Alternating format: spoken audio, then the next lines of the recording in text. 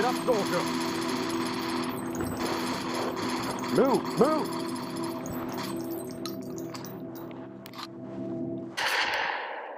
The year is 1939 and winter is rapidly approaching as the Soviet Union begins to cement its plans for conquest of Europe. Russian bases were strategically placed throughout Baltic land, and in August of the same year, Stalin and Hitler had secretly agreed to divide Poland between them. Popular assumption was that Finland would be next in line. The heart of the issue is that the Karelian Isthmus, a narrow strip of land connecting Russia to eastern Finland.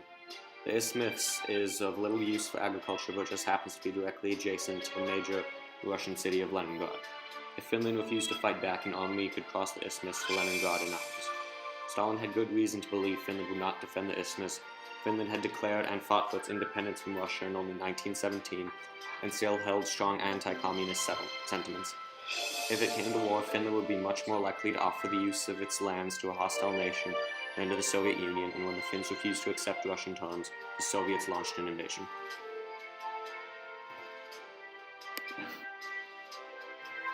In 1939, November 30th, the Winter War eventually began.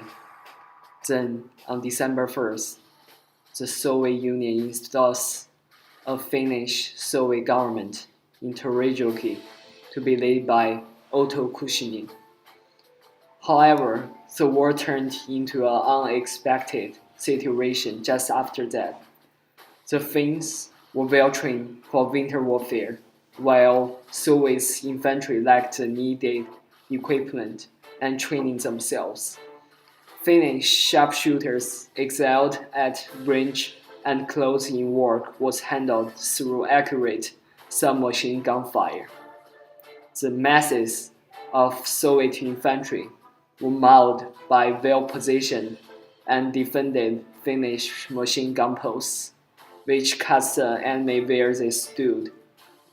Firebombs dealt with Soviet light tanks as they arrived, turning the armored beasts into death traps for their crews. So, on December 5th, Soviet army was forced to stop at Mannerheim line. Then they changed to attack Helsinki installed on December 9th. However, even though they took Finnish town Suomussalmi, they are still stopped by destroying Finland winter on December 5th. So the town was also taken back by Finland. At the same time, Pestamaso was taken by Soviet Union. However, Finland protected many towns like Notishi from falling under Soviet control. Finnish army changed to offensive.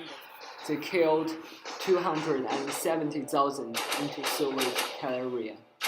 Then, in next year, on January 7th, Stalin appointed a new commander, General Simon Timoshenko. In 1940, on February 1st, the Soviets enact a new offensive strategy against Finnish position along the Mannerheim line, beginning this artillery attack accounting for 3,000 shells. 10 days later, the Soviet army breaks through the defense at Mannerheim line at Suma. Finnish army units retreat. On February 23rd, the Soviet government offers Finnish government terms of surrender to Soviet government. This term says that Karelian, Isthmus, and Lake Lagonda are Soviet unions, but Finns are required to defend the Soviet Union from the north if the empire is attacked. On March 12th, Finland accepts this term, with negotiations eventually.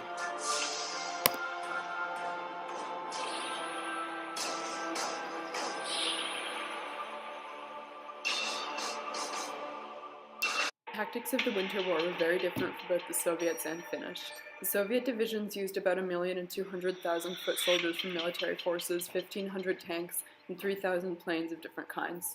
The Finnish strength was only about 320,000 foot soldiers from military forces, 32 tanks, and 114 aircrafts of different types. Therefore, the Soviet Union believed that Finland was not industrialized enough due to the strength they possessed. And so they believed they could win the war in about 12 days if they threw enough soldiers at Finland. Because of this, many of these Russian soldiers had not received more than an hour or so of training. With this being said, the Russian military was used to throwing huge numbers of soldiers at their enemies. Due to the fact that they used numbers to their advantage, it was even said that the Russian companies would march across minefields to clear them.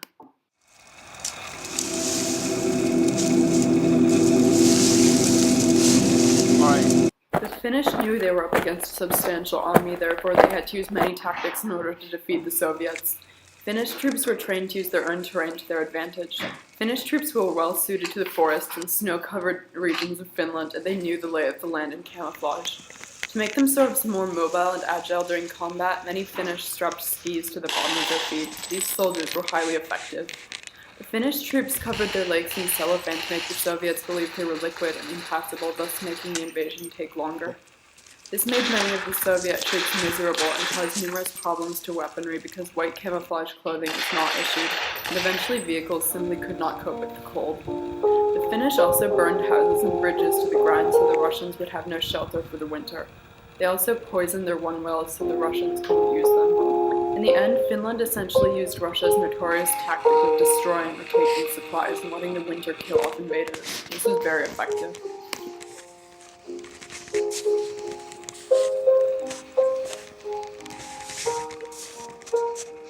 The Soviet Union.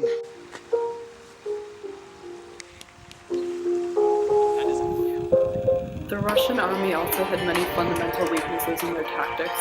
Its command structure was so rigid that commanders in the field would not make a decision without the approval of a higher officer, who usually had to get permission from a political commissar that his tactics were correct. Such a setup created important delays in decision-making, and so the Russians were forced to fight on a small front despite the sheer size of the Russian-Finnish border.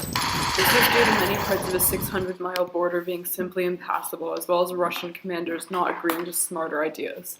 Therefore, the Finns had a good idea as to the route any Russian force might take in the initial stages of an invasion. However, due to their sheer numbers, they were still exceptionally powerful. The battlefield is located in Karelian Isthmus, southwest of Lake Ladoga. This area was fortified with a Mannheim line and forest, a complex of trenches, wire, minefields, and obstacles. Concrete emplacements were built, but they were few and far between, with each emplacement having little ability to give any other covering fire.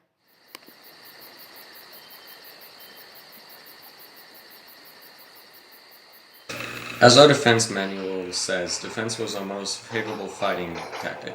We used trench warfare because its attrition battles was a small army situation that should be avoided at all costs. A bold attack at the right time and place could lead to perfect success. Delaying actions were planned to be executed in an active manner, and any passive defense was thought to be only temporary, to which you had to resort in preparing an offense. After all, offense was thought to be the best defense at the time. We also used force to our advantage, avoiding air and ground superiority from the Soviet army. The attacking troops were distributed into battle groups and general reserves. The battle groups, who usually had their own reserves, conducted the breakthrough. The general reserves were used, depending on the situation, in either strengthening the tired forward units, continuing the stalled attack, or staying to chase the enemy. Depending on the terrain, supply routes, good approaching route, and the enemy positions, a shore point should be projected where it could have the best success. Our tactics were much more demanding than we spent, as were our resources for executing bigger attacks. We adopted the policy of moving every enemy attack from Soviet soil to aggressor's land.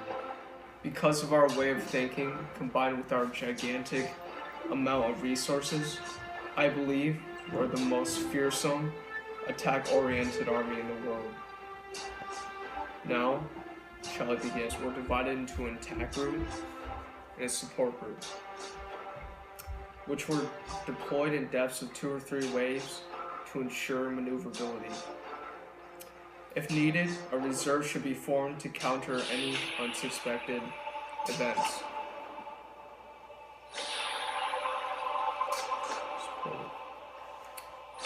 In an attack, the attack group should be strong enough to destroy the enemy throughout the attack sector. So all of this.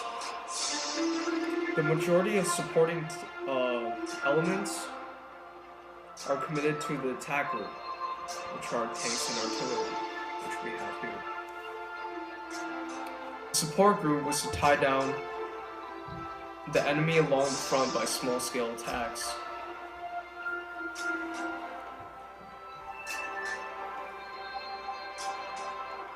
And they were supporting the attack group. The support group was to be relatively weak and attack with local objectives only. Wow. So, what was the life like in the field? It was a terrible war. We could not see the Finns in the snow. When we sent out sentries, we knew that would be slaughtered in minutes. We had no food, and most of our men froze. We know that Stalin is a reasonable man. Why would a reasonable man fight such a war?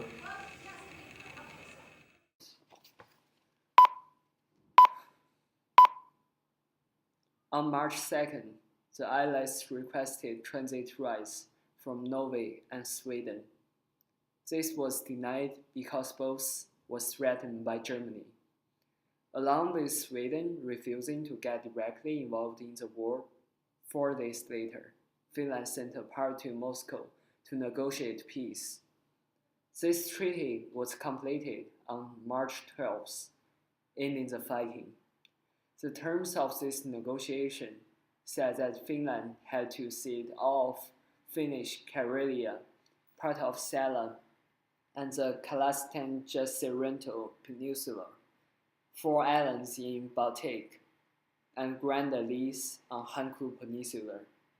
These lands included Finland's second largest city, Viipuri, most of their industry, and 12% of the population.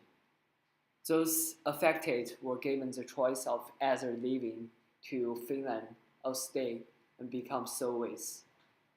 26,875 people are killed, 264,908 people are wounded, and 5,600 people are captured.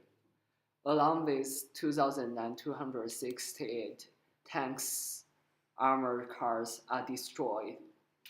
However, the Finns only lost around 28,662 people are killed and 38,886 wounded, substantially less than the Soviets, despite their army being much smaller. Because of the Soviets' poor performance in the war, this gave Hitler the false conception that he could invade Russia quickly and efficiently. He tested this in 1941 with Operation Barbarossa. In the end of things, again were fighting with Soviets in 1941 with their forces operating with, but not allied with, the Germans. What did you think about this battle before it started? Well, I thought our army is pretty powerful, and we can conquer every nation in the whole planet, or maybe except German because they have Hitler. But I mean, our army is pretty powerful, and I think we can take over Finland in 12 days. But actually, I heard there was some trouble, so the battle did not go very well. Yeah, there was a little bit trouble, but our honorable soldiers overcame those trouble and we won the battle. We got victory. I researched and found that many Russian soldiers died in this battle. The number is much larger than people who died on Finland's side. Is that right? Yeah, that is right. Even though our soldiers died, but they are honorable. They got our victory. I found one reason why the Russian soldiers commonly died. Was it because that they lacked the appropriate clothes needed for the winter weather? What do you think about this? I think my army can conquer Finland in 12 days, so they don't need warm clothes. Do you consider yourself responsible? You! Enough! Are you from capitalism and want me to lose power? You should be executed!